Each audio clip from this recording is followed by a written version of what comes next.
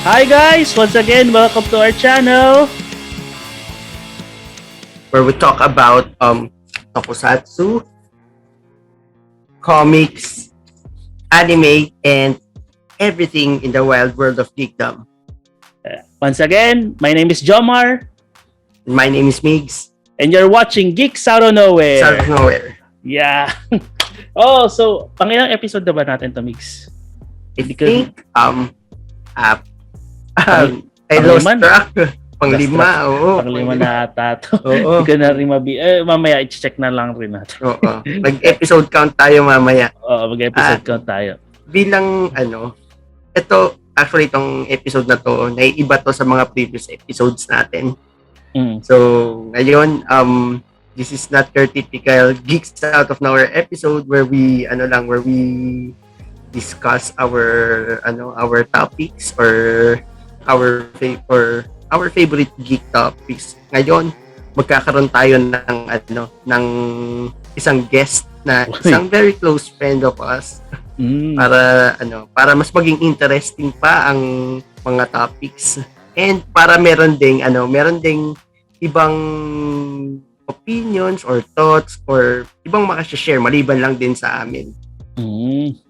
Okay. So, Migs, pakilala mo na rin yung first guest. Bago natin pakilala yung first guest natin, ano muna yung pag-uusapan natin? Today, we are going to talk about isa sa mga ito ang pinaka-favorite favorite superhero ko sa buong buhay ko. So, nakikita nyo naman. So, without further ado, ang ating topic ngayon ay si Spiderman. Okay. So, everything or anything about Spiderman. And itong guest natin, isa din siyang big Spiderman fan. So, introduce ba natin? Introduce mo na, Migs. Papasukin na rin natin siya sa room. Papasukin na natin siya sa ating channel. So, itong guest natin ngayon, nabanggit ko nga kanina, is our very good friend, lawyer by day and geek by night. Parang, konti na lang, na siya, si Daredevil na. Oo. Let us all welcome Attorney J. Montevirgen. Yan, joining na. Welcome, Jay! Pasok na.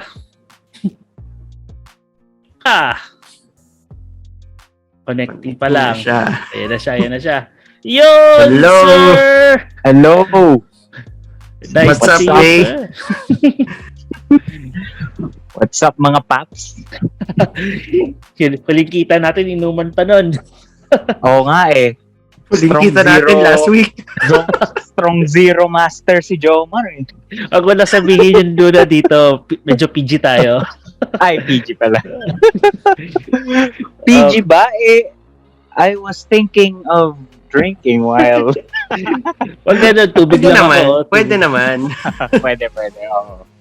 Pero, syempre, bawal magmura. So, Bawal, behave ako dyan. Ano tayo?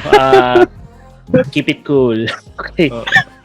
bawal ang attitude era dito. Attitude era language. PG era tayo Sorry. dito. Si Mick, si John Cena daw. Ay, hindi, Randy Orton. Randy Orton ako. Big, sige, other details pa about our guest. Actually, si Jay, nag-meet kami niya nung college and ayun, na-found out ko na rin siya. Isa siyang big Spider-Man fan. And as we have mentioned earlier, ang episode natin ngayon ay about everything about Spider-Man. So, before tayo pumunta kay Spider-Man, we will give a moment muna or the spotlight to Attorney Jay. So, Jay, you can introduce yourself. Thanks, Migs. Wow, grabe. Actually, apart from, well, if I think about it, really, I'm just a guy who likes Spider-Man. And I can't really claim to be an expert, but Spider-Man is someone who's been there in my life in some way or another throughout my life. Like when we were kids, ang pinaka nag-introduce sa akin kay ang nagpa-addict sa akin sa Spider-Man. I don't know if you guys remember yung Spider-Man animated series. Yes. One of yan din yung yan din yung Reason ba't ako naging Spider-Man fan? Sobrang cool kasi na parang nakabasa na ako ng comics a few times before that. But seeing Spider-Man being moving like that, hindi ko na-imagine na ganun pala siya gumalaw eh. Parang, so, and then, Ay, nag-stop na. ayan. Nawala ako bigla. Sorry, Sorry. internet mo. Oo nga, sorry. Paano kaya? Pero proceed, sige, edit na lang natin yan. Sige. Ulitin na lang natin yung yung kwento ni Jay from the top. Okay. Paano ba? Sige. Ano ba? As in yung from yung start? Sige. Well, just to introduce myself, I'm a lawyer. And also I guess I'm also quite a bit of a gamer. And really I can't really say that in any way that I'm an expert in Spider-Man. It's just that Spider-Man is a character who's been there in some point. Actually in every point in my life, may it be through comics, animated series, movies, games, yun. So and really what introduced me to Spider-Man was I don't know if you guys remember this, but it's the Spider-Man animated series. Because I've read Spider-Man a few times before, but then I couldn't really get a picture of how he was able to move around in the buildings like that. And seeing him like that in the animated series was like mind-blowing for me. It's parang naisip ko nun, shit, sobrang cool ni Spider-Man. So, yun, doon talaga pinaka nagsimula for me. And then, what really made me addicted to Spider-Man was the Spider-Man movie of Tobey Maguire. Parehas tayo. Sobrang, you know how many times I saw that sa cinema? 4 na beses ko siyang pinanood sa cinema. So, and considering na yung budget natin as kids, parang sobrang serious matter niya for me kasi talagang magkakagastusan mo siya. So, tapos every time na pinapanood ko siya, parang sobrang hair-raising talaga na yung nakita mo na nga siya before sa animated series, lalo pa nung sa movies na para siyang parkour specialist. Sobrang mind-blowing nung time na yun. Kasi hindi mo ina-expect na kung gusto mo yung 90s animated series, pagdating dong kay Tobey Maguire, sobrang breathtaking and sobrang mind-blowing. Kasi first time mo makikita si Spider-Man na ganun eh. And unlike Batman na laging na-adapt sa live-action movie, so si Spider-Man, yun yung first time na na-adapt siya since 1970s. Kasi may 1970s na na 3D series and yun may movie rin natang release nun. Yes, and in a lot of ways, I think that movie revolutionized the movie industry. Especially for superhero movies. Kasi it seems like prior to that, superhero movies were not so much taken seriously. But after that, parang nag-boom siya eh. And I think a lot of superhero movies that we are enjoying now owes a lot to that Spider-Man. Even the Marvel Cinematic Universe, parang siyang foundation nun eh. Kasi sa Marvel Cinematic Universe, doon nila sinimulan yung shared universe. Pero yung groundwork ng superhero, yung trend, I think nag-start siya dun sa Spider-Man. Pwedeng prototype yung X-Men pero hindi ganun kabigat eh. Iba yung effect ng Spider-Man ni Sam Raimi and Tobey Maguire. Yes. And iba talaga. Add to that, diba, ang dami na ngang movies superhero movies like Superman na kailang sequels na rin with Superman and Batman, diba? And parang sobrang parang hindi naman sasabihin kong whimsical yung mga schemes nila, although makikita mo talaga yung difference na para kay Spider-Man medyo realistic eh. Malapit siya sa reality, 'di ba? And at the same time, kay Batman kasi tarito, ano ba yung ano niya, tarito yung mga kalaban niya, and at the same time he's existing in a fictional city, 'di ba? Which is Gotham. And kay Superman, which is Metropolis. Ito si Spiderman, he's in New York eh. So he's a superhero for tarito for the ordinary people kasi he can be anyone eh, 'di ba? Yeah. And to that point, I think there's probably no better superhero to start off that revolution in movies with than Spider-Man, because like you said, he is really super relatable. But syempre, I know other people would say, anong relatable sa kanya? He's a spider themed hero. Pero it goes deeper than that, diba? Kasi if you look at the persona of Peter Parker, and just his circumstances, yung lagi na lang na he wants to be a hero, but there are so many things getting in his way, and real world problems for example, naranasan niyang matorpe tulad natin. So parang, and as a guy growing up in high school, saan ka pa ba mas makaka-relate but to that? Tsaka yung wala siya laging pera. So, growing up, di ba, lagi tayong walang pera. So, alam mo yung mga problems, yung kunyari wala siyang panggastos or walang pambayad ng rent. And kahit nga yung mga instances na di ba, na kasi as we know, Spider-Man produces web fluid. Hindi siya katulad dung sa movie na sa body niya nang gagaling. Ni Tobey Maguire na sa body niya nang gagaling. So, in order to produce that web fluid, meron yung cost.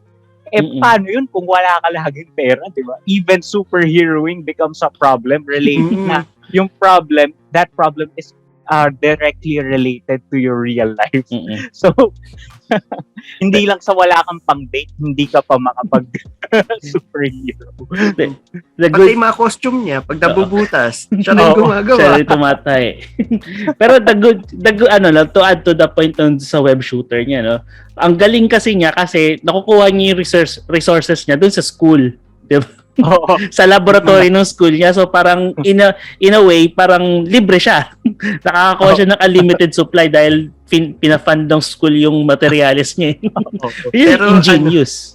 Pero eventually, nung graduate na siya sa comics, siya na talaga nagpo-provide kasi ayun, graduate na siya, and then yun, nagwo-work na rin siya. Let's say for example, may times na hindi lang siya sa Daily Bugle nagwo-work. Meron times na nagwo-work siya dun sa sa teacher siya sa Midtown High, and then yung high-paying job niya sa Horizon Labs.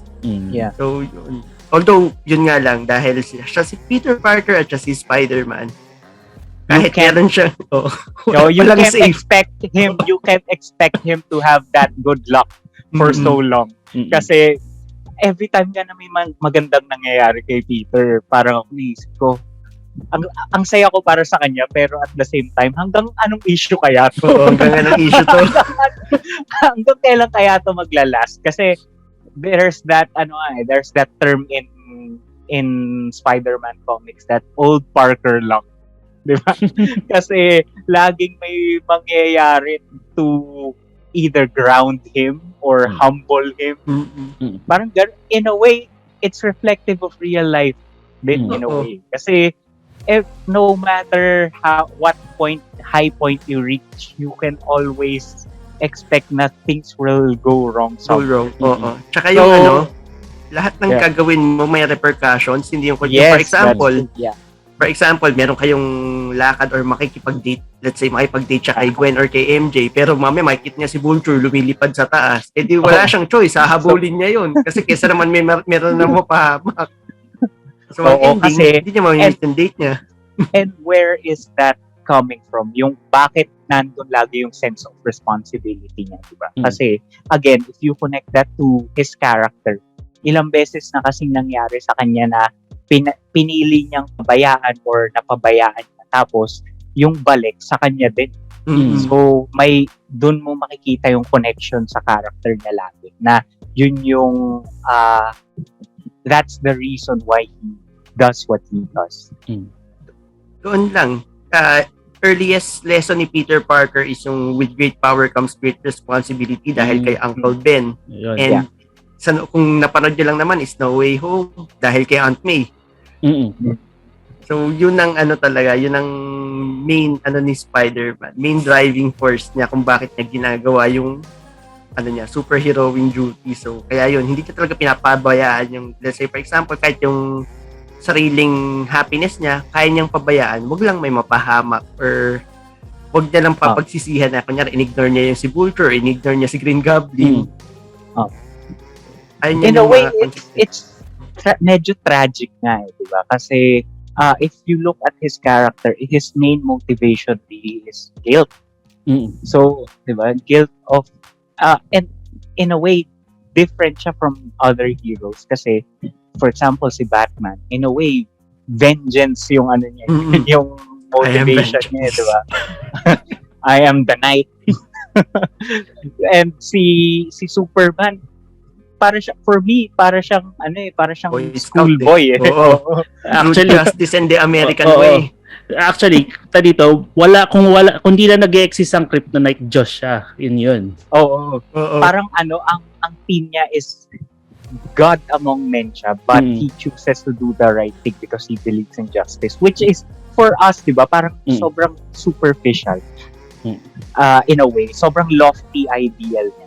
But if you look at Spider-Man na hindi ko hahayaang mangyari to kasi dati hinayaan ko na and someone I love died, yun yung motivating factor niya. Which, by the way, when you were discussing like this, yung mga ganitong aspects of Spider-Man, lalong nabibigyan ng in-depth analysis yung nangyari dun sa No Way Home. Parang wow, ganun pala talaga kalalim yun. Kasi meron talaga pinaghuhugutan from the comics. Oo. And the most pleasant surprise for me, even though spoiler alert, Aunt May died in that movie. The most pleasant surprise for me is that trilogy, Spider-Man ni Tom Holland, was really a origin story in disguise. Andun yung payoff sa No Way. Kasi all that time, they had us thinking na wala nang origin story. We thought they're going to be doing away with that. Kasi siguro ina-expect na nila na alam na naman na lahat na namatay si Uncle Ben. But what it turned out was nagkaroon ng twist na he will still learn about responsibility. Guilt will still be the driving force for his character, but in a different way. And they stretched that out over those 3 movies. Beautifully, I think. Ako din, sobrang hindi naman well written kasi maraming fan service talaga well written din naman siya in a sense, pero maraming fan service sa No Way Home, pero it was well told talaga. And what I always love about these forms of media, lalo na pag comics na ginawang movies or ginawang games, is when you notice that the writers have that love for the character. So, yun na mafe-feel mo yun kasi ilang moments dun sa trilogy na na merong parang maalala mo na ayaw nga pala, kaya ko nga pala gusto si Spider-Man kasi meron mga ganitong moments. Sobrang lakas ng feeling na gano'n nung part 2 nung Far From Home. Ayun. Actually, yung mga part 2 na yan ako naman sa Spider-Man 2, yun yung gustong-gusto ko dati. Yung kay Dr. Octopus. Ayun. Ulit-ulit ko pa yun. Parang kung ikaw 4 na beses yung unang Spider-Man, ako yata pinakamaraming beses ko pinanood yung Spider-Man 2. Oo. Kasi, kung kanina dinidiscuss natin, di ba, yung pagka-relatable Peter Parker, no other movie in that trilogy ni Tobey Maguire is that more present than in the second movie. Kasi doon lagi yung struggle. Yung struggle niya to am I doing, tama ba na I'm being Spiderman? Tapos, pinapabayaan ko na yung ibang parts ng buhay ko. What about me? Nawala kayo bigla ulit. Sorry. Ay, sorry. Sige. Kayo ulit na lang. Ayan, sa naputol. Sa, ano ba yung naputol na part na yun? Yung remember sa mga songs sa Spider-Man 2 soundtrack is yung di ba? Yung kanta ng Jet, yung the lyrics for that is you try so hard to be someone that you forgot who you are. Parang ang ganda nung ang ganda nung lyrics. It really nails the point na si Peter, yung struggle niya between being Spider-Man and being just a normal person who's in love with someone and he can't tell that person kasi natatakot siya na baka masaktan. Again, yung guilt nagfa-factor in. Same with Gifts and Curses, which is a song for Spider-Man 2 din. Yes, napakaganda nun. Sobrang solid yung favorite kong Vindicated, andun din. Vindicated. Hanggang ngayon, naririnig ko pa sa radio. Emo songs kumbaga pa. Di ba? Parang yung trilogy ni Sam Raimi, parang lahat ng kanta nun alam ko, yung Hero sa 1, tsaka yung What We're All About ng Sam 41 sa Spider-Man, tapos sa 2, Gifts and Curses, Vindicated, tapos sa 3 yung yung Signal Fire. Signal Fire. Sobrang iconic ng mga songs nila dun eh. Ang iconic ng mga songs, and for me yung 2 talaga, ang dami niyang magagandang kanta and moments sa movie. Kumbaga lahat ng bag of tricks ni Sam Raimi binuhos niya dun sa Spider-Man 2. Oo. Parang nung kasi nung 3 parang halata yung yung halatang pinapakailaman ng pinapakailaman ng studio kasi overwritten siya, tapos parang nakikita mo parang dalawang movie na kinumbine sa isa. Ang daming masyadong kalaban ni Spider-Man doon. Same with Amazing Spider-Man 2. Parang doon mo nakikita, minamandate ng editorial ng studio. Kasi tingnan mo, parang overrated siya. Tapos lahat ng villains parang nilagay-lagay lang doon, and then walang hindi solid yung story. Kasi yung ibang, like halimbawa doon sa Andrew Garfield Spider-Man 3, Spider-Man 2, it doesn't make sense to me na naglalaban sila sa diba, sa parang sa electric ang tawag doon, parang sa power plant. Power plant. Tapos sa katabi ng power plant may clock tower. Parang walang sense. Pero ang pinaka gusto ko dun sa Andrew Garfield Spider, I don't know, a lot of people hate on it, pero gusto ko yung pagkaka-animate kay Spider-Man.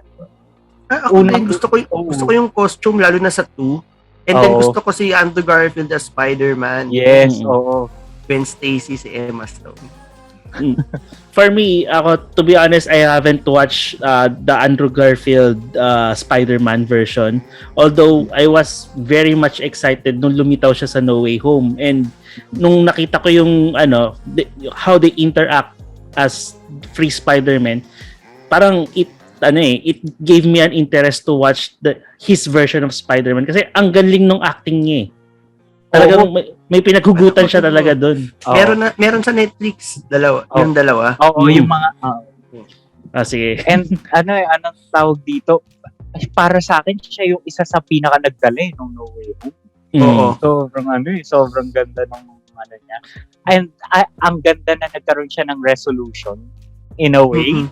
Kasi, in a way, parang naging, hindi naman conclusion, parang andun yung resolution dahil hanging yung ending, cliffhanger yung ending ng Amazing Spider-Man 2, at least yung resolution nandun sa No Way Home, and na-redeem niya yung sarili niya, lalo na dun kay MJ.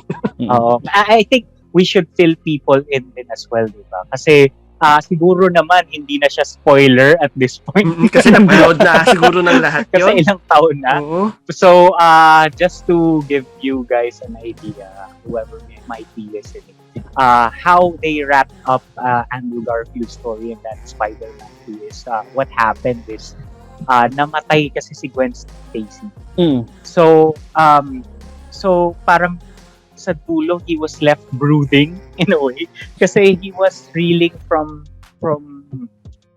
the death of someone he loves. So, going in sa Tom Holland's Spider-Verse in a way, sa No Way Home, may ganong you can still feel that cloud hanging over him na he's still grieving. Na after all these years of seeing that cliffhanger away, nakikita pa rin natin yung weight dun sa character niya that he's still carrying that. And yung moment na he catches MJ, yes, talagang nakakainis lang kasi ang dami ng spoilers Kaya nga going into that movie. So, nung nakita ko yun, parang naiiyak-iyak ako. Pero alam mo na eh. Yes. Kahit na iniiwasan ko mag-Facebook, nakita ko pa rin. Ako nakita ko yung mga stills na ina-upload ng mga old kids. Yun yung nakita ko eh. Kahit sa YouTube nga, meron lumalabas na nun eh. Ay, ako sa Multiverse of Madness, ako na-spoil sa YouTube. Pagbukas ko. Sa YouTube, ang dami na kasing ways para ma-spoil ngayon. May YouTube, may TikTok, may IG. May IG. So, tapos, wala kang takas. or pag skip ka ng social media until opening, wala ka pa rin takas kasi we all have that cool friend na biglang magse-send ng message para lang asarin ka, or hindi ko ba alam kung sinasadya kang lokohin or nagyayabang lang talaga eh. Ramdam ko yan ni Mix yung talagang galit ni Mix. Oo, nabiktima ako dyan sa Suicide Squad dati. Kung ano yung ginawa ni John Cena. Ay. Oo nga, lumitaw pa rin siya bigla sa The Peacemaker. Anyway, sige. Okay, yung question ko pala is, bago ako naputol is, sino pala yung sa tingin yung the best leading lady ni Spider-Man? Is it Gwen Stacy or Mary Jane Watson? Kung sino ba muna, Mix? Ikaw yung guest eh. For me, character-wise lang of being that strong character na can stand on her own. She's smart. And in a way, she's para siyang equal ni Spider-Man. And ni Peter Parker anyway. Si Gwen Stacy, si Gwen Stacy talaga. But in terms of yung yung in a way I don't know. I'm not sure if anyone will relate to me here, pero nung for example nung high school kasi there's always that girl na yung pagkagusto mo siya, you put that person on a pedestal, diba? So parang out of your league.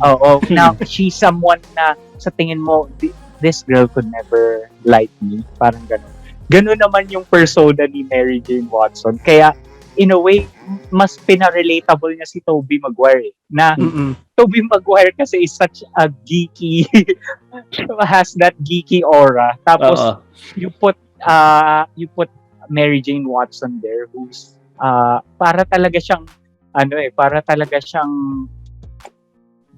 crush ng bayan. Parang ganun yung dating niya eh. So, in that sense, I think si Mary Jane of the Tobey Maguire films really helped to elevate yung story. Maybe she was the leading lady that we needed at the time. Pero nung time kasi ni nung Andrew Garfield Spider-Man, times were changing, diba? So maybe she was more of the leading lady at that time. So yun yung nila pareho. In a way, parehos lang may strength. Sa naman, when it comes sa comics, si ano talaga, si Gwen is the greatest love of Peter Parker's life. The day na namatay si Gwen, sobrang nagtumata kay Peter Parker yon, and hindi na siya, he was never the same. And yon, kasama sa blame niya sa sarili niya sa kay Uncle Ben, dahil sa death ni Uncle Ben, kasama na rin dun yung nangyari kay Gwen. Oh. And then after naman nun,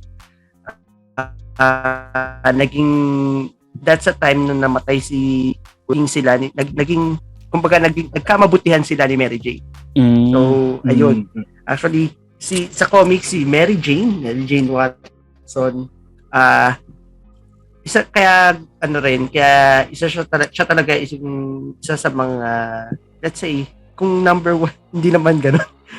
Kung mayroon din siyang strong case to be the greatest love ni Spider-Man kasi she's with her through thick and thin. Lalo na sa comics, kinasal sila. And then may time after nung wedding nila, binaon ni Craven si Spider-Man sa ilalim ng lupa. And then for weeks or days nawala si Spider-Man. So doon unang na-test yung marriage nila, pero hindi nag-give up si Mary Jane. And then dumating yung yung controversial storyline na basis ng No Way Home, which is One More Day. Which is doon sinacrifice ni Mary Jane kay Mephisto yung marriage nila ni Peter Parker to save a dying Aunt May, tinamaan ng bullet dahil dun sa pag-reveal ni Peter Parker ng kanyang identity sa whole world. So sobrang, when it comes to sacrifice and sa character development, sobrang pinagbago ni MJ from her early appearances up until naging sila ni Peter Parker.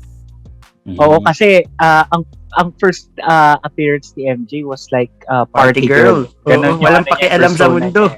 Yeah. And parang in a way, she grew with Peter Parker as well through the years. Like Mig said, they got together, they got married, they broke up several times, got together again several times. And what we can see doon is even if nagkaka-break sila, she's always there. So, great point by Mix there by saying she's arguably the greatest love. Kasi si Gwen Stacy, we can argue na she's one of the greatest loves as well. Kasi nandun yung what if and you can see Peter really never getting over it. In fact, meron niyang a few mga comic arcs where you can really see na hindi pa rin siya nakaka-move on. Most iconic, I think, for me is yung Spider-Man Blue. Sobrang ganda nun. Even nung married na siya kay Mary Jane, at the end of that story, makikita mo na babalik siya kay Gwen to tell her about what happened. Parang nagkukwento. Parang nagre-record siya ng message kay Gwen nung Valentine's Day. Yes. Na-break yung ako din. Tapos yung ending nun sobrang gut-wrenching kasi nakikinig pala si MJ and then she said, tell Gwen I say hi. I said hi. So moving on sa love life ni Peter Parker, may mga iba pa tayong tanong sa ating guest. So, ayun. Jade, alam naman natin na favorite mo si Peter Parker as Spider-Man, pero marami nang nag-take over sa mantle ni Spider-Man over the years. So, besides kay Peter Parker, sino pa yung mga iba mong gusto or sino pa yung mga iba mong favorite na Spider-Men or women? Okay. That's first one that comes to mind is yung Ultimate Peter Parker. Ultimate Universe Peter Parker. Does he count? Kasi si Peter Parker pa rin siya pero Peter Parker pa din yun pero pwede na. Pero paano yung iba? I like the way kasi I like the way they retold the story in a very fresh way. And isa sa pinaka-gusto ko doon is nagkaroon siya ng love team na superhero din. Kitty Pryde. Si Kitty Pryde. Ayun. So, and also, for me, mas easily digestible yung story ng Ultimate. So, and ang ganda ng art. So, for me, una yun na naisip ko, but then, kung other people who took up the mantle of Spider-Man ang topic. Syempre, hindi natin maka-count out si Miles Morales. Yes. Mm-mm. Miles. Oo, kasi Actually, Ano eh. the successor of the Ultimate Spider-Man naman talaga si Miles Morales. yes, oo. And I love how kasi if we remember, or for the people who are listening who aren't that familiar, the reason why Stan Lee and Steve Ditko made Spider-Man's costume like that. If you notice, wala kang makikitang skin. Every part of him is covered, 'di ba? Why did they do that? They did that because sabi ni Stan Lee, they want it to be so that basically anyone can wear that costume, anyone can wear that mask. Doesn't matter kung where he came from, his lineage, his gender, or whatever. Basta that the message there is that basically anyone can be Spider-Man. Anyone you pass in the street can be Spider-Man, diba? So they really put that to heart when they made a person who's black and Hispanic to be Spider-Man, diba? So previously we were in ang nakikita natin na characters in comics were all white people. So it became really hard for people from around the world to relate kasi kasi laging Caucasian person yung what if and kudos to Marvel for this because I think ang ganda ng idea. What if we made them diverse? So isa doon sa ginawa nilang nag-embrace ng diversity na yun is si Miles Morales. So yun, ang ganda nun. And then and how he is depicted sa movies now and sa games is really, really, really good, especially sa Into the Spider-Verse. Yeah, sa mga hindi pa nakakapanood. Yeah.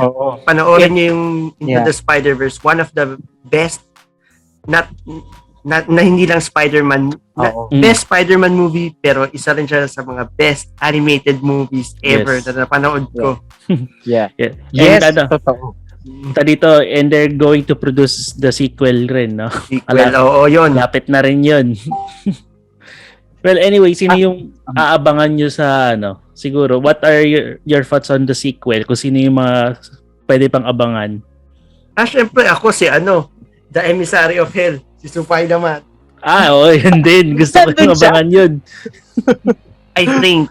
Wow, The Emissary of Hell. Grabe. Pero ako ang pinakainabangan ko si Spider-Man 2099. Miguel O'Hara. Si Miguel O'Hara kasi we've seen him a lot in games, but hindi pa siya nag-a-appear sa movies. And sa post-credit ng Spider-Verse. Sa Spider-Verse, pero very quick lang eh. Okay. Kasi ayun nga, I think Marvel is doing a really good job of introducing what's supposed to be our obscure characters or not really well-known characters and making the public love them. Isang best example na lang is the Guardians of the Galaxy. Sinong may kilala sa Guardians, di ba? Pero ito isang real world example. My girlfriend si Shin kasi she does not know anything about Marvel. In fact, pinipilit ko siyang manood ng mga Marvel movies. Nakakatulugan niya kahit sa sinehan. Alright. Pero nung napapanood ko sa kanya, na-convince ko kasi siya, simulan mo kasi sa pinakasimula. Kasi nanood siya ng Avengers Endgame nang hindi niya pa napapanood lahat. Iba, yung kahit doon sa ibang movies hindi niya pa napapanood. Sabi ko sa kanya, panuorin natin from the start yung Captain America the First Avenger. Nagsimula kami from there. Tapos, ang next na namin... Bakit yung inumpisan sa Iron Man? Iron Man. Sa Iron Man kami nagsimula. As Captain America First Avenger. Tapos, napanood na namin lahat before ng Age of Ultron. Mm. Tapos, ang pinaka nagustuhan niya, yung talagang nakita ko na ilang beses niya pinanood, yung Guardians of the Galaxy. Yeah. Sobrang benta sa kanya si Batista. Si si Drax. And para sa akin, nung nakita ko na gusto niya, parang sa akin, wow, I've done the impossible. Kasi, and nagustuhan in fairness, nung nakikita niya yung sequence ng character development ng Marvel Cinematic Universe. In fairness, medyo na-addict siya, guys. So, nice. Congrats nyo. Congrats to you. Congrats, Jay. Good job.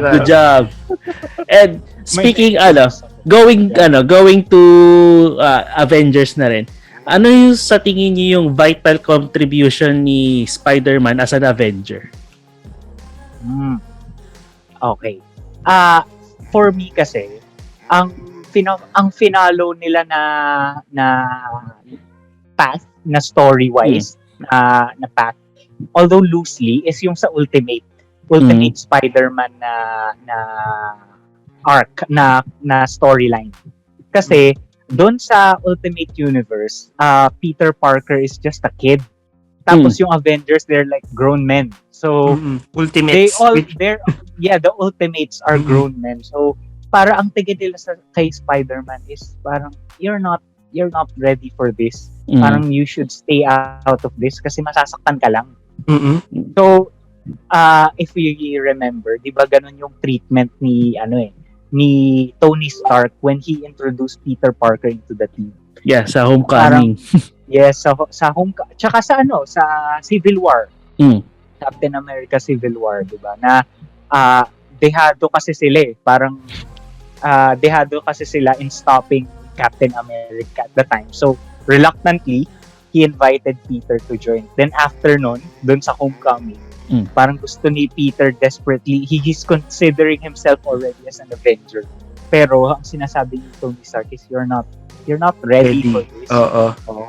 So, for me, he puts that sense into the Marvel Cinematic Universe that not all the heroes there are ready to do what has to be done. Not exactly all of them are perfect. So ayun, nandun yung kid aspect dun sa but you can see na he's going to be a major player in the long run. What are your mix naman? Just to add to that, yung sa Ultimate Universe kasi, yung role ni Iron Man as a mentor Peter Parker.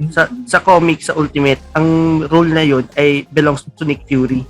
So si Nick Fury talaga yung tumitingin kay Spider-Man or kay Peter Parker noon. Siya rin yung nagko-convince na pwede mo ikamatayan, and for a time, nung akala ni Nick Fury mag-go berserk si Spider-Man, gumawa pa siya ng Spider Slayers para ma-contain si Peter Parker, which is ayun, inadmit niya na nagkamali siya. Although meron talagang teacher-mentor relationship si Tony Stark and si Peter Parker dun sa regular Marvel 616 universe, which happened nung mid 2000s sa Amazing Spider-Man, kaya nagkaroon ng Iron Spider na costume, and then eventually leading up dun sa Civil War na comics talaga. Ayun, yun pa. Okay, yun. And then siguro tatanong ko na rin na ano kayong magandang ma-phrase to. Aside from Spider-Man's contribution sa Avengers, ano pa yung yun nga, bata si Spider-Man dun no? And then nakita natin yung maturity niya throughout the series. Ano kaya sa tingin niyo yung magiging next path ni Spider-Man sa MCU? What are your siguro projections? Wow. Kasi dun sa at the end of his story so far, we see na ano siya na he's going to that Spiderman or Peter Parker that we all know. Mm. Kasi Level Spiderman in a lot of ways kasi Tom Holland's Spider-Man is a brand new, a fresh take on the character. Mm. And it stems din from the studio's siguro decision na we all know the story. We all know the origin story of Spider-Man. So why not give it a bit of a twist? Haluan natin ang elements from less mainstream versions of Spider-Man. Like yung meron siyang best friend na si Ned Leeds, na si Ganky talaga sa ano. Actually, best friend ni Miles Morales yun sa Ultimate Spider-Man, hindi kay Peter Parker. Oo. So, yung Ned Leeds sa iba yung Ned Leeds talaga. Oo, si Hobgoblin yun. Ayun, so parang at the end of No Way Home, we see him being forced to mature, being forced to accept the consequences of his actions. So, kasi yung No Way Home, really, he's plagued by guilt by the set of events na nangyari. Kasi in a way, medyo kasalanan niya talaga eh. So, at the end, we see him grieving for what he lost, but also bearing that weight of responsibility. So, looking forward, I think we're going to be seeing a Peter Parker who's more aware of his actions, na talagang naisip niya na talaga yung lahat ng consequences ng gagawin niya. But also, like I said, makikita natin yung return to form ni Peter Parker na I think he's going to be working as a photographer. Feeling ko yung classic Peter Parker. Oo, pwede. Oo. Tapos, yun, pwede niya rin ma-meet sila Harry Osborn. I'm really, really hoping na nandun yung character ni J. Jonah Jameson kasi napaka-perfect. Sobrang perfect ng character niya. Yes, kudos to sino ba nag-act nun? J.K. Simmons. J.K. Simmons, yun. So, napaka-constant niya. Oo, kinuha na siya ng DC as Commissioner Gordon. Pero sobrang iconic nung J. Jonah Jameson niya. Kailangan talagang ibalik siya dun. Oo. Galing. Pero yung J. Jonah Jameson ng MCU, parang may pinaghugutan siya na character din eh. From real world naman, kung kung alam niyo yung Infowars, si pangalan niya?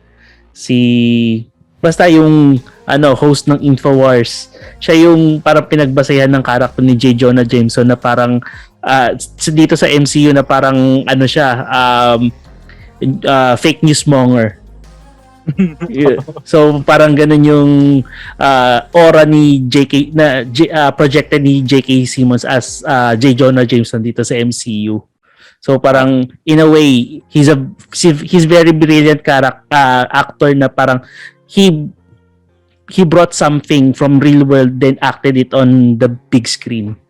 Diba? You appreciate him. In a way, medyo thankful na rin ako na underutilize siya ng DC. Kasi as Commissioner Gordon. Kasi I think kung naging successful yun, baka hindi siya babalik. So, sobrang thankful ako kasi yung Tobey Maguire Spiderman, hindi yun magiging ganun kung wala siya eh. Sobrang may missing piece talaga. Tingnan mo sa Amazing Spider-Man, walang Daily Bugle. Parang may something missing talaga eh. merong exchanges with Daily Bugle pero via email lang eh. So you can barely feel them eh. Parang kailangan talaga may hater si Spider-Man na Jonah. Ayun. Speaking of haters, we all know naman na we are in a world na kahit anong gawin mo talaga may hate sa'yo.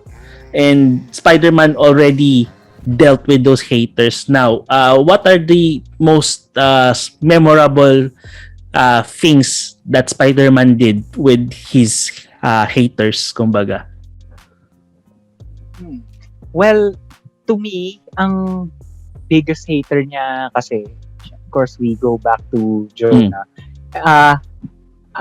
And yung hate ni Jonah sa kanya, hindi lang siya yung verbal, hindi lang through yung media na ginagamit ni J. Jonah Jameson. There's also instances where Jonah becomes a little crazy. And he actually creates super villains. Si Scorpion. Ilang beses na, yung Spider Slayers. Spider Slayers. Si Scorpion. The most iconic, syempre si Scorpion. Diba? And so, yun ang greatest form of hater. Parang lagi niyang sinasabi na hindi niya naman minimin or ini-intend na patayin si Spiderman or na maging ganun yung mangyari. Pero kasi borderline.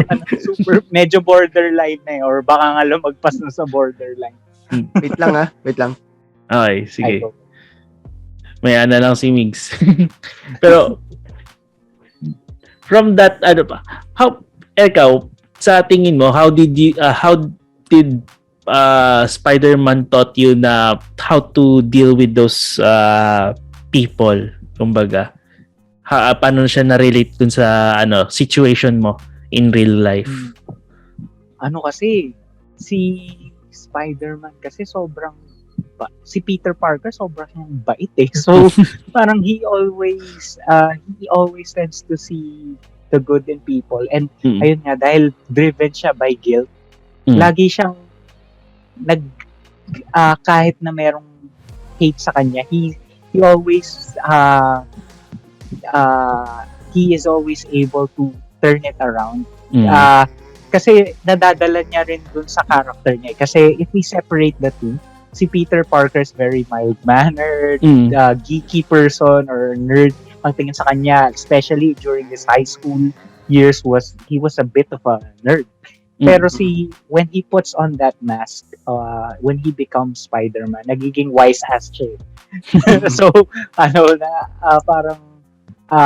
parang laging meron siyang quips or comebacks. Actually, I think that's one of his superpowers kasi super he's able to annoy his rogues gallery so much na nadi-distract niya. So siguro one of the biggest ways that I was able to carry that into my life is laging merong witty comeback, pero syempre sa head mo lang yun, but it helps you get by, diba? Na parang pag merong nang aasar sa'yo or may nambubuli sa'yo, especially nung high school years, diba? Parang in your head merong ganun eh. Parang meron kang witty comeback. And parang also another way is diba si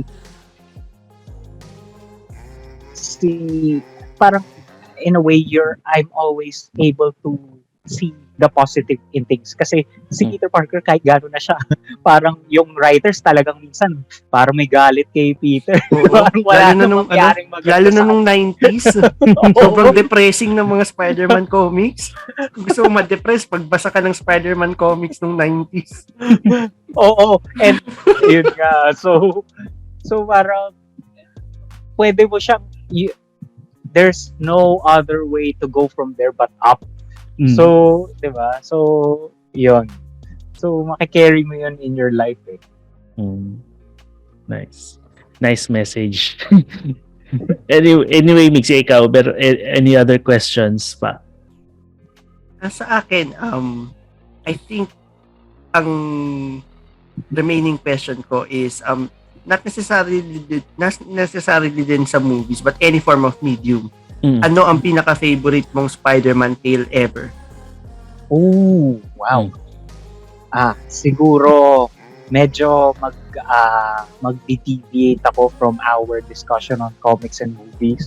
And I'm going to be showing you guys this one.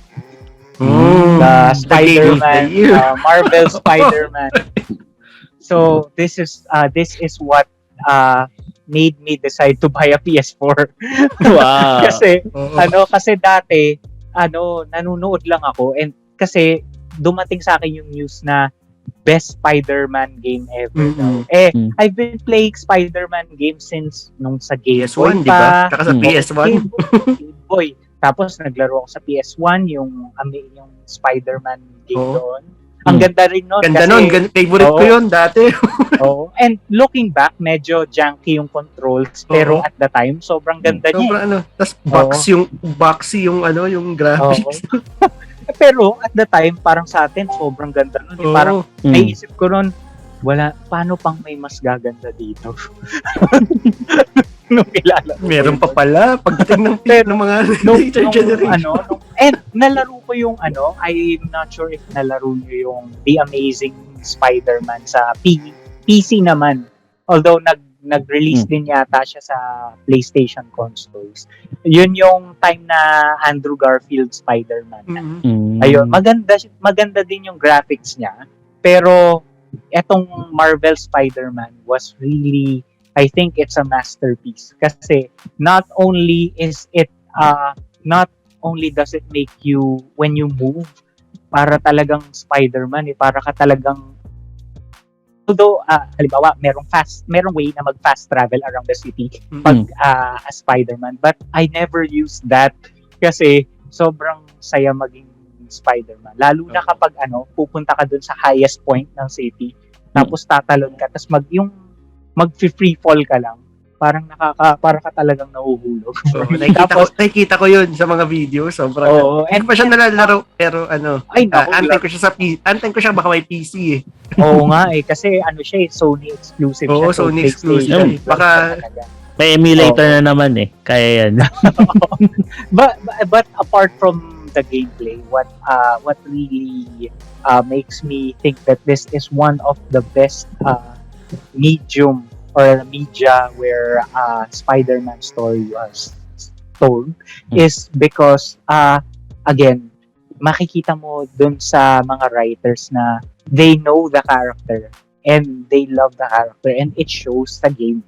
Kasi ang story kasi dito, just to fill everyone is hindi siya origin story.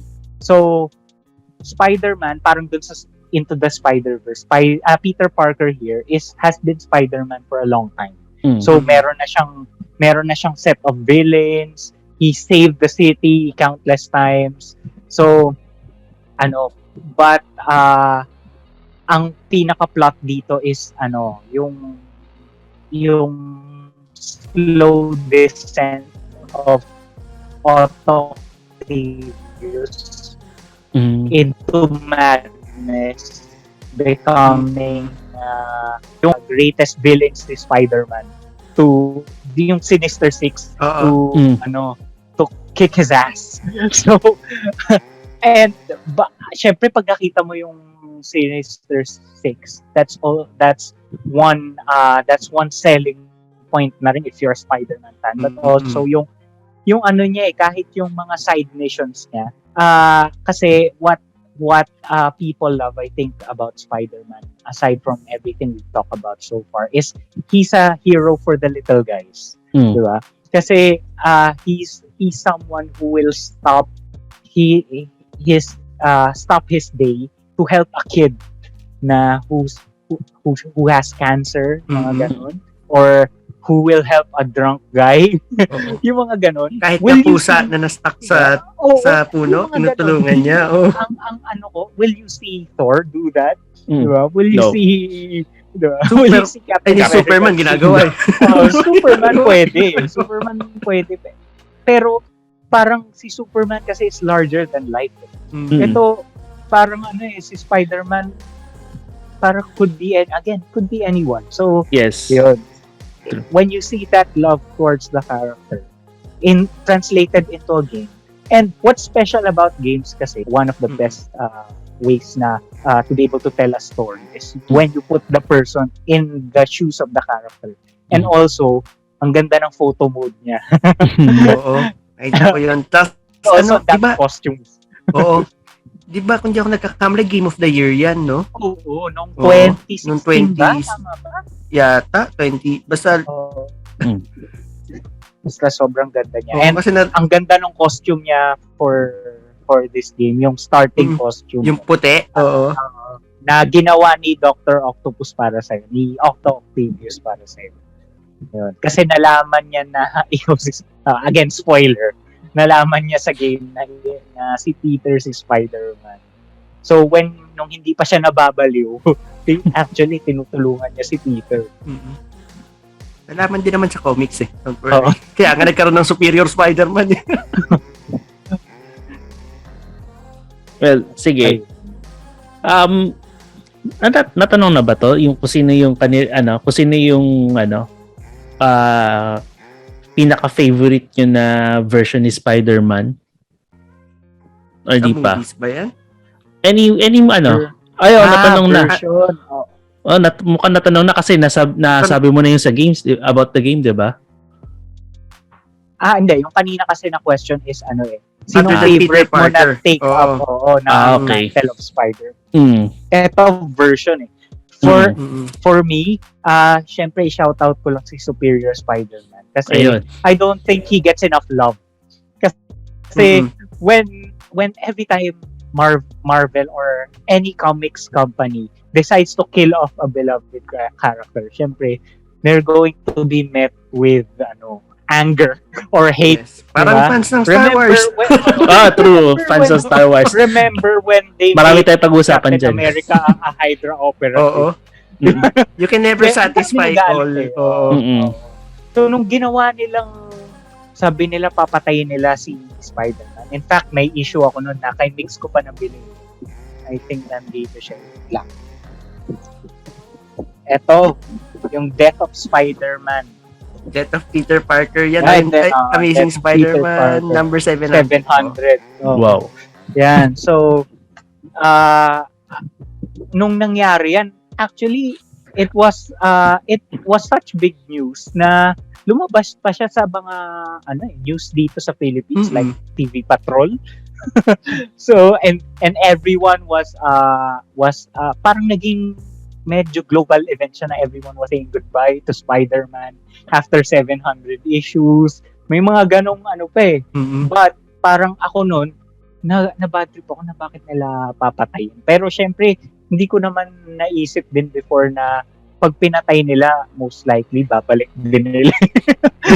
Pero yung lang na parang, bakit si Dr. Octopus gagawing Spider-Man? Tapos lalo na yung nagkaroon ng spider signal.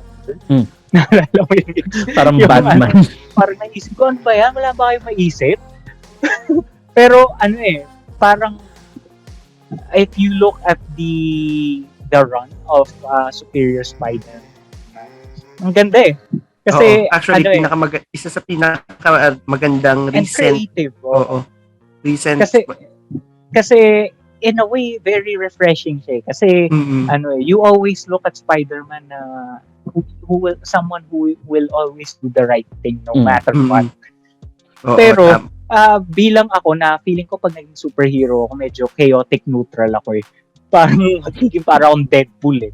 Parang it's refreshing to see your heroes parang be a little willing to do some bad things to do the right thing sometimes. And ganun si Otto Octavius eh, 'di ba? So, yun ang maganda sa kanya. And parang 'di ba, parang ang tingin niya sa sarili niya is he's the superior Spider-Man kasi mas matalino kay Peter Parker. Na-exceed niya lahat. Oo.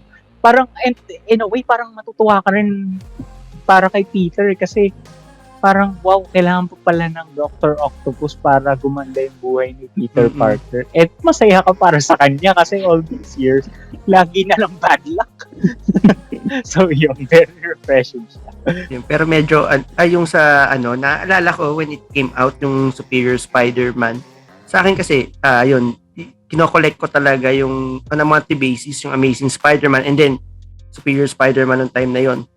I remember one Facebook friend na nag-message pa sa akin ba't daw ako bumili ng Superior Spider-Man. So the hate is real. Talagang ang daming may ayaw or nagagalit. Wala naman. I-try mo lang naman. So kung Spider-Man fan ka, you have to try eh. Hindi naman laging At yun yung mga medyo na sobrang naka-off sa mga fans yung kapag may nakita silang nila, ayaw ko na to. Hindi yung maganda, hindi na nila bibigyan ng chance. So, kami, binigyan namin ng chance sa mga friends ko and it turned out to be very good. Maganda siya from start and then sa finish nga lang yun, medyo Pero okay, iconic yung moment nung kasi ang nangyari doon, hindi alam ni ang natalo ni Peter Parker si Dr. Octavius kasi hindi alam ni Dr. Octavius talunin si Norman Osborn. Tapos ayun, that's the time na na nakapag-take over na rin si Peter Parker doon sa body niya uli. Balik siya sa classic costume and then nakalagay lang my turn. Oh, So, ayun, na siya. Any last questions pa for Jay? Sa akin wala na, pero very timely nitong episode natin ngayon kasi this year marks the 60th anniversary of Spiderman. Oh. So 60 years ni Spiderman ngayon, so maraming events na mangyayari both sa lalo na sa comics. So yun yung mga dapat abangan ng mga Spider fans. Sana magka-sale. Meron na yan. Kasi especially before kasi nung at the most pivotal times when I was a Spider-Man fan, I never had the money to buy. And now that I have the money to buy, wala man akong space kasi Kala ko yung time. wala pa akong sariling yun pa yung time. Kasi even though now for a while naka-apartment ako, you can't put all the comics in your studio apartment kasi diba? So palalagay yung damit mo. So parang ang inaabangan ko ngayon yung mga sale pag mga may events. So I can buy yung mga ganito, yung yung mga naka-compile. Oo, maganda pag trade paperback. Oo. Kompleto kasi, na. Oo, kompleto na. And then naka-hardbound pa. Gusto ko pag hardbound. So, and one of the best feelings when you buy a physical copy of comic book is that new comic book smell. Yes, parehas tayo. Sarap talagang nakaka-addict parang talaga parang grabe.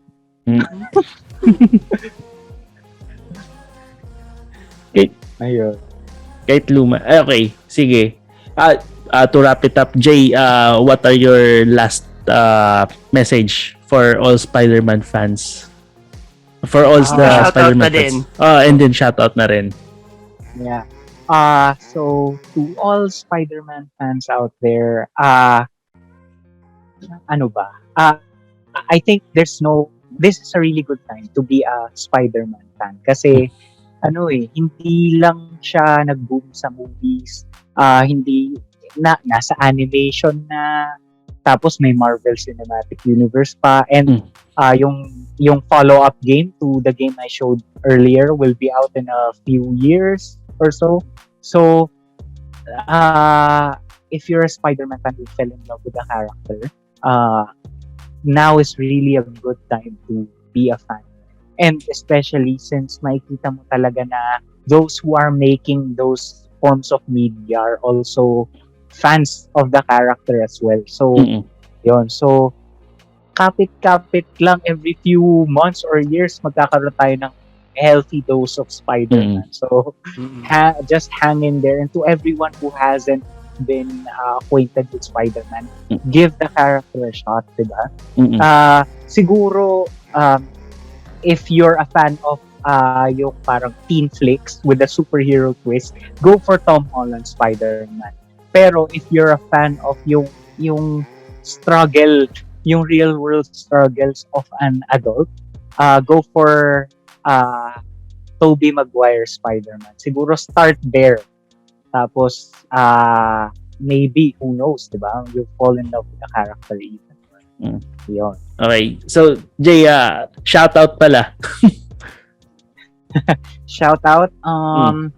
Siguro, first off, shoutout to Stanley. Yes. So, Stanley. if you're watching up there, hello. And, so, Stanley, and also all the writers na particularly Steve Ditko is also up there. Steve Ditko, yung si Dan Slott, Joe Quesada. Parang makikinig sila, di ba? Malay mo. And also, shout out to one of our friends, Jerome, who's getting married next week. Oh! This Friday. This Friday. Friday. This Congratulations. Congrats, Jerome and Jay. Franz. Congratulations, Jerome. Maganda na kayo ng shout production out kay Vince production na number nagkaroon ng niyo. love life recently. Ayun, isa pa yun. Reasons to celebrate. Shout out kay Jomar na Oy. batak sa StrongZero. Really, thank you guys for inviting me over as your first guest kasi medyo pangarap ko talaga na masali sa podcast or sa mga ganitong discussion. So Yes. that's one. Thank you for checking Yeah. this out of my bucket list. So shout out to you guys and Yeah. your program. And also shout out syempre kay Shin kasi again she gave the MCU Marvel Cinematic Universe a try, and I love that she loves it. So papunta na kami sa exciting part, which is yung endgame na dati nakatulugan niya. Tapos Pero may ngayon gusto kong makita kung paano kung ano yung magiging reaction. Next time kayo na may endgame, yun. Nako po. Pero yeah, thank you Jay. Thank you for accommodating us. Thank you for giving us time. And dito, hindi lang ito yung last time na makakasama ka namin. Hopefully. Oo, ang sabi ko nga kay Migs pagka nag-record tayo ng podcast, dapat yung face-to-face tas nagiinuman tayo. Pwede yan. Delikado yan Bako na masabi. Sabi nga daw ni Shin, gawa tayo ng isa pang podcast, Usapang Lasing. Pwede. Sige, tayo? Geeks Outta Nowhere, Usapang Lasing Edition. Pwede yan siguro. Wala. Hello. Usapang Lasing Edition. Siguro pag holidays. Yung walang pasok pinabukas. Pwede yan. Huwag yung may pasok. Ang hirap ng bumangon pagka nalasing ka. Totoo. Siguro baka maging Chris Jericho ka, Jomar, Ay, ayoko. Di ko dream maging Pwede, actually, isa pa natin pwede i-discuss yun. Ay, oo, wrestling. Future episode, Yes. diba? True. Pwede na tayo mag-round table sa wrestling Marami. Pwede tayo ng Marami. mga ibang guest. Oo. Actually, parang isa sa mga target natin ng mga guest dito, yung mga either yung mga naging wrestlers ng PWR or MWF. Pero yeah, we'll cross the river when we get there. Pag sikat na. Pero syempre, thank you Jay pa rin talaga for accommodating us. Maraming salamat sa course, guys. pag-guest. And guarantee to, hindi pa ito yung huli. So, we expect you to be back sa mga susunod pa na episodes natin. I look forward to that. And actually, this was quite fun. Actually, kanina medyo nagka-cram ako ng mga parang ano kaya ikukwento kong mga Spiderman stories, but parang medyo natural na lang siyang lumabas. Ang galing sobra. Para parang you guide us through whole Peter Parker's experience and parang wala it's all on your head, parang di mo na binasa lahat parang it's from you. Ang galing. Kasi yun nga pagka when you see the character na affect ka, parang in a way parang friend mo na rin siya diba? So yun. So, and actually, meron pa nga akong mga stories na hindi na, but siguro, for future, Yes. Future episodes. Yes, for future episodes. So stay tuned, guys. Wow. Yan. Watch this space. Sige. Maybe we end na this episode na. So, Jay, thank you again very much. Thank you. And then, before we end this episode, then we would like to give some shoutouts to some people. Yes. And ayun, actually, ito medyo unprepared, pero we would like to greet Jomar an advance happy birthday. Uy, Ngayong nasabi June. mo na. Asa na yung video greetings ko? Ginawa kita nun. Joke lang, okay lang Yan, yun. nawala. Hello. Yung nawala. yung regalo namin sa'yo, isang case ng StrongZero. Oo, Tapos yun. sunod-sunod nating inumin. Sa Usapang Lasing Edition. Oo, hindi na video. Bibilang ka na lang namin ng StrongZero na isang case. Sige, asahan ko yan na dapat darating siya sa birthday ko. Okay lang yan. Thank you guys. Yeah. And then, ayun, we would like to give some shoutouts to our friends and families na nanonood or nanonood ng mga videos namin. And special mention to Kata for being very supportive sa mga videos lalo na sa unboxing. May time siya pa yung nag-film sa akin pag nasa labas kami sa mga unboxing videos. So, ayun, expect more unboxing videos from me sa mga susunod na araw. Kasi yun, medyo madami kong binibiling comics lately. Mayaman to si Mix no? Addict lang. Addict sa kahit comics. nung college, nagsisave talaga yan. Kilala na nga siya dun sa dun sa Mega Mall Hindi, sa Galeria. Oo. Ayun din, a big shout out to the comic shop sa pinupuntahan ko, Yun. sa Phil Bars, sa FullyBooked, and especially sa Comic Odyssey. So Comic Odyssey is still my number one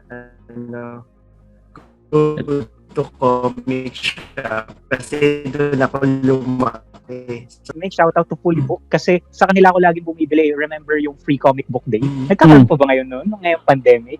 Pero kasi wala pa sa Pilipinas na event uli ng comic kit, pero free comic book day hindi pa nila. May free comic book day sa Amerika pero dito sa atin hindi pa nila binalik kasi nga medyo tedious ang natin. Medyo tedious ang masyadong strict mga restrictions natin I remember dati pinipilahan talaga namin yan.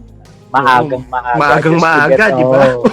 Oo. Tapos kasi guys, pagka free comic book day nagsisale din up to sometimes 80% off. So shout out to FullyBooked. Later on siguro Mix magkaroon tayo ng mga bookshop raid. Ikaw ginagawa mo na yun. Pag nagluwag na yung pag naging talaga, wala na yung pandemic. Anyway, so, this end, ako pala, may shoutout pala ako, nakalimutan ko. Shoutout to our friends. Also to my wife, Ice, thank you. Shoutout na rin sa'yo. Shoutout to my other friends, college friends, mga teammates ko nun sa varsity team, and to all my to all other high school friends, yung mga common friends namin nila Jay saka ni Miguel. Syempre, susunod na inuman ulit. And then StrongZero ulit. Alamat ng StrongZero. And then syempre, so, may dalawa na tayong sponsors. FullyBooked tsaka StrongZero. Shoutout. Baka StrongZero. Santori. Baka naman. Yun. Tsaka FullyBooked. Baka naman. Anyway, thank you very much, Jay, again. Sobrang na-appreciate namin tong time na to. Sobra. And then, before we end, so one final note from us. Kung ano may expect nyo next sa next episode namin. So we were going back to a galaxy far away. Yes. Discuss yung isa sa mga pinakamagandang series ngayon, which is Obi-Wan Kenobi. Yes. Sobra. Jay, sa tingin mo? Hindi pa siya tapos, no? Di pa. May 2 episodes pa. 2 episodes na lang ba talaga? Oo. Inaantay ko lahat na lumabas para isang please. Para isang week tapos. Actually, sige. I think by that time, by that time, tapos na yung Kenobi. Mapapanood mo na, and then syempre, ma-update ka na, and then at the same time, makaka-relate ka na rin sa magiging discussion namin ni Miguel. Oo, kasi strangely enough, nasubaybayan ko rin yung Star Wars. Oo. Except for yung unang, yung 4, 5, 6. Kasi napanood ko sila in passing with my grandfather when he was still alive. But lahat ng nilabas nila so far, I was able to watch it. Maybe except Clone Wars, yung mahabang animated series. Mahaba siya, pero maganda siya, pero mahaba. Oo, mahaba. Parang never ko siyang... 7 seasons at the time, ata wala yun namang eh. streaming eh. 7 seasons. Oo. Pero everything else, I was able to watch it. So, so I've got a lot of thoughts about that as well, siguro. Maybe siguro, invite rin natin si Jay next time about, when we discuss about Star Wars. Pwede ka, why not? Ganito na lang siguro. Maybe we can have Jay late, siguro, Jay, kung pwede ka, next month, pag napanood mo, pag napanood mo na yung Kenobi, kasi marami tayo pag-uusapan tungkol dyan. Ayo. Sige. Sige. Yeah, kasi I know dito, syempre meron ka ring you can bring a fresh perspective about the politics in Star Wars eh. I think yun lang. Kasi dito Star Wars is beyond the realm of sci-fi. Meron rin siyang politics in between dyan eh. And I think and in fact, that's where the hate for the episodes 1, 2, 3 were coming from, diba? They inserted a lot of politics into it. So, ayun. Yeah, Migs? Sige, iset to, natin yan. Set to stone na natin yan. Oo. Yan, habang nandiyan ka, i-wrap up. Kanina pa to. Napasarap yung usapan. I-wrap up natin. Oo. Napasarap yung wrap up natin, parang inuman eh. Oo nga. Diba? Agad may isa pang bucket dyan, isa pang bote dyan eh. Hindi pa talaga tayo natapos. Maglalashot na ako. Pero yun, to end with, maraming salamat ulit, Jay. Yes. Ayun, happy 60th anniversary kay Spiderman. So we end this episode with with a bang, and ayun, looking forward sa i-look forward nyo pa yung mga susunod na episodes, because we have a lot of stuff or a lot of topics in store for you hanggang sa for foreseeable future. Syempre. And syempre, don't forget to follow us on Facebook. We have a Facebook page, Geeks Out of Nowhere, na madalas si Miguel yung nag-update. Hindi ako makapag-update minsan. Busy. Basta abangan niyo yung mga bookstore raids ni Miguel and yung mga finds niya doon and other collections na i-feature niya. We also have Instagram, Geeks Out of Nowhere. You can also listen to us via Spotify, Geeks Out of Nowhere, and also to your other podcast providers, syempre. And also, please... Wait lang. Are you available sa Apple Podcast? Hindi pa. Ayusin pa namin yun. Pero Google Podcast available na kami. And I think Spotify is yung main namin platform. Spotify. And then, syempre, don't forget to like this video, subscribe to our YouTube channel, and also comment on this video na rin kung ano yung mga kailangan pa namin improve and also suggest other topics na rin. So, yeah. That wraps up our episode. Thank you again, Jay. Hello. Naman ako, dulo na to, nawawala pa rin. Okay, sige. Okay. Ayan, okay na. Okay na, yun. Sige. Okay, wrap up na talaga. Okay, so Thank you guys. Thank you guys. Okay. On behalf of Jay Montevirgen, our guest, Atty. Jay, thank you again. My name is Jomar. My name is Migs. You're watching. Jay, sabay ka na rin sa amin. 1, 2, 3. Geeks Out of Nowhere. Geeks Out of Nowhere. Okay, thank you. Thank you.